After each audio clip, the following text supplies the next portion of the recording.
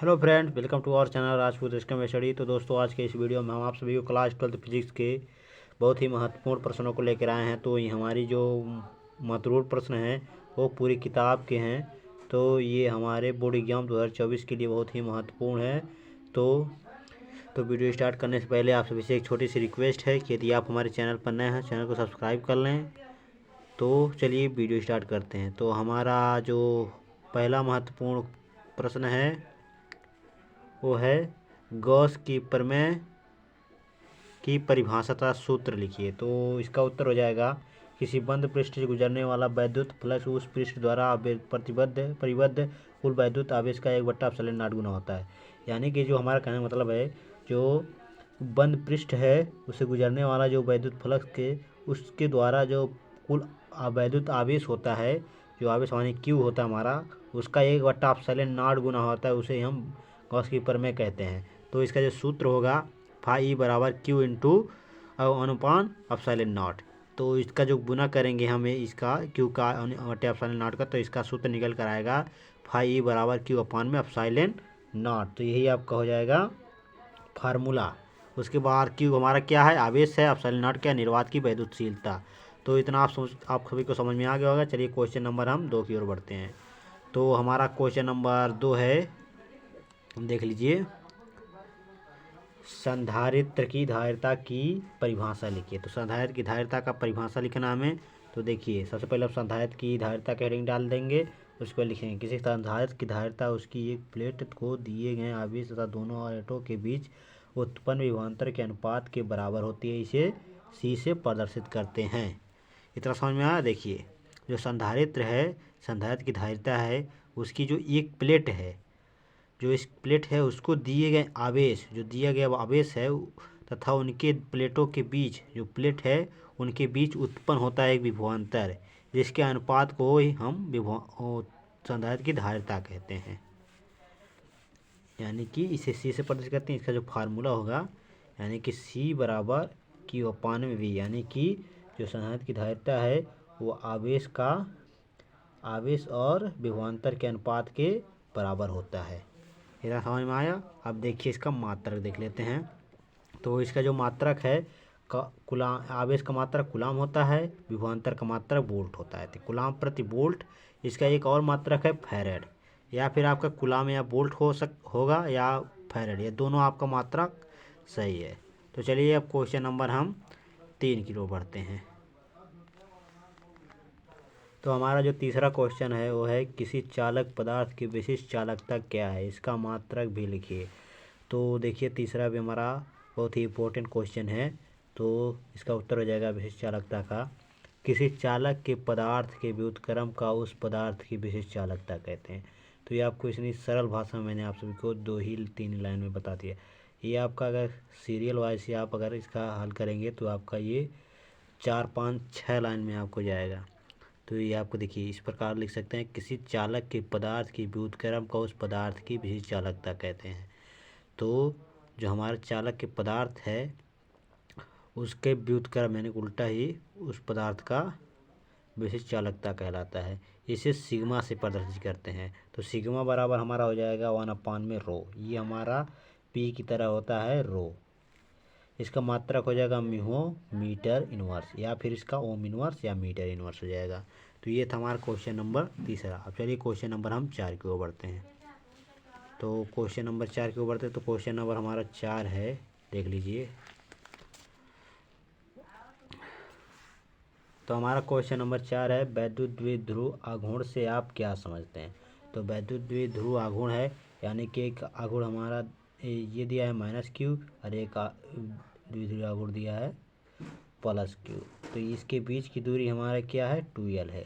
तो इसे समझ लेते हैं। देखिए, वैद्युत आवेश Q वैद्युत द्विध्रुव की लंबाई 2L के गुणनफल को वैद्युत द्विध्रुव आघूर्ण कहते हैं। इसे स्मॉल p से प्रदर्शित करते हैं।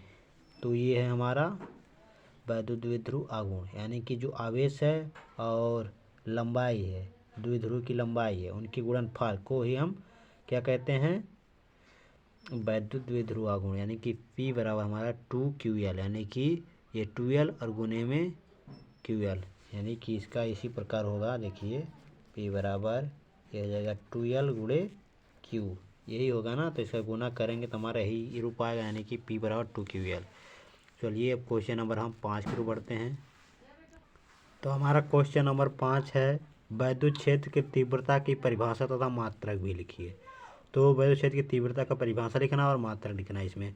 तो देखिए इसका उत्तर हो जाएगा, वैद्युत क्षेत्र में किसी बिंदु पर स्थित परीक्षण आवेश, यानी कि वैद्युत क्षेत्र है उस पर किसी बिंदु पर परीक्षण आवेश पर जो लगने वाला वैद्युत बल तथा परीक्षण आवेश Q0 के अनुपात को वैद्युत क्षेत्र की तीव्रता कहते हैं। यानी कि जो हमारा वैद्युत क्षेत्र है, कोई वैद्युत क्षेत्र है उस पर क्या है, परीक्षण आवेश है। जो परीक्षण आवेश है उनके बीच की यानी कि वैद्युत बल जो है उस पर लग रहा है, उसके अनुपात को ही हम क्या कहते हैं, परीक्षण आवेश कहते हैं।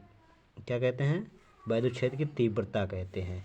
उसके बीच की दूरी को हम, उनके बीच जो लगने वाला वैद्युत बल है तथा परीक्षण आवेश के अनुपात को, इसके अनुपात को ही हम क्या कहते हैं, वैद्युत क्षेत्र की तीव्रता। इसे ई से प्रदर्शित करते हैं। इसका मात्रक न्यूटन प्रति कूलाम है।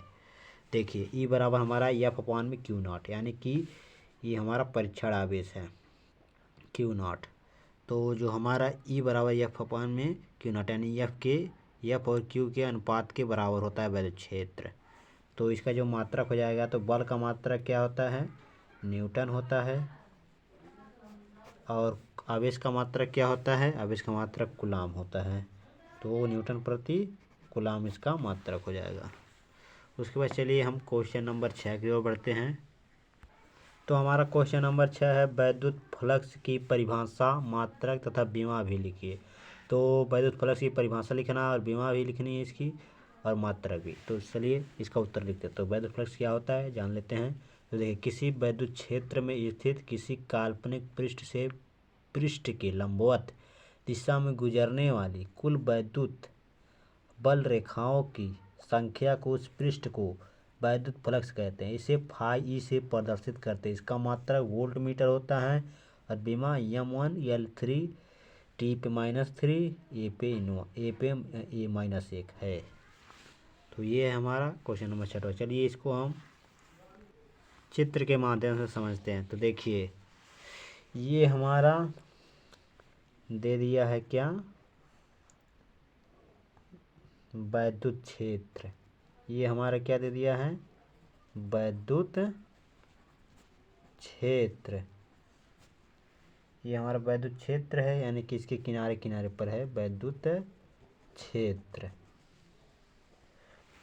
ये हमारा क्या है, काल्पनिक पृष्ठ, काल्पनिक पृष्ठ है।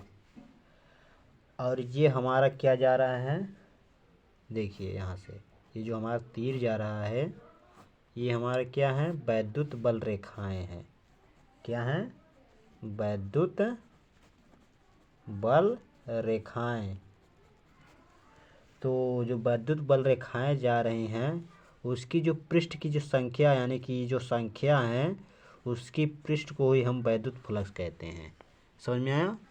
देखिए ये हमारा जो वैद्युत क्षेत्र है, वैद्युत क्षेत्र में कोई काल्पनिक पृष्ठ है, उस पृष्ठ के लंबवत जो गुजरने वाली बल रेखा है, यानी कि जो हमारी बल रेखा जा रही है, यानी कि जो बल रेखा जा रही है F, इसके लंबवत यानी कि दिशा के लंबवत गुजरने वाली बल रेखाओं को, यानी कि यहाँ से गुजरने वाली बल रेखाओं की वैद्युत बल रेखाओं की जो है जो संख्या बता रही है उसकी पृष्ठ को ही हम क्या कहते हैं, वैद्युत फ्लक्स कहते हैं।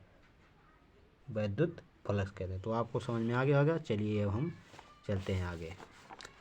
तो इसका जो मात्रक होता है वोल्ट मीटर होता है, और जो विमा होती है M1 L3 T/-3 A/-1 है।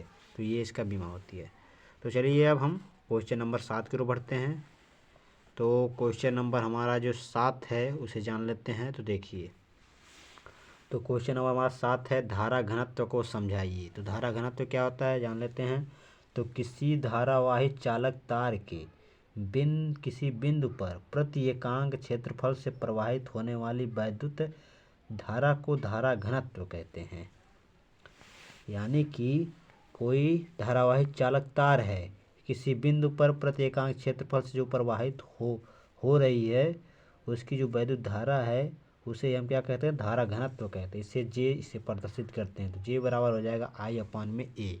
तो I हमारा क्या है, धारा है, और इसके अपान में ये एरिया यानी कि क्षेत्रफल है।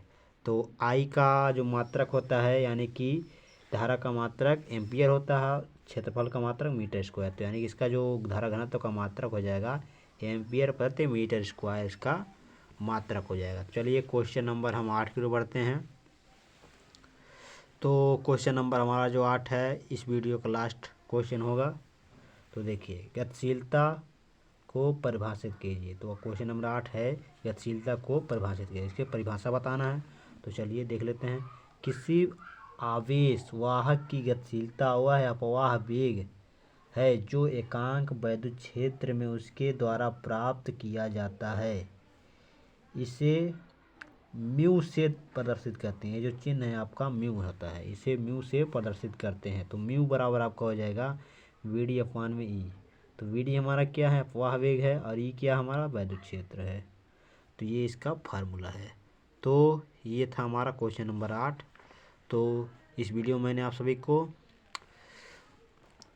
क्लास 12 फिजिक्स के 8 महत्वपूर्ण प्रश्न को बताया। तो अगर वीडियो पसंद आए तो लाइक शेयर कमेंट जरूर कीजिएगा, और चैनल पर नया है चैनल को सब्सक्राइब कर लीजिए, और अपने दोस्तों की भी शेयर कीजिए। तो चलिए मिलते हैं हम आपसे नेक्स्ट वीडियो में नेक्स्ट टॉपिक के साथ। धन्यवाद।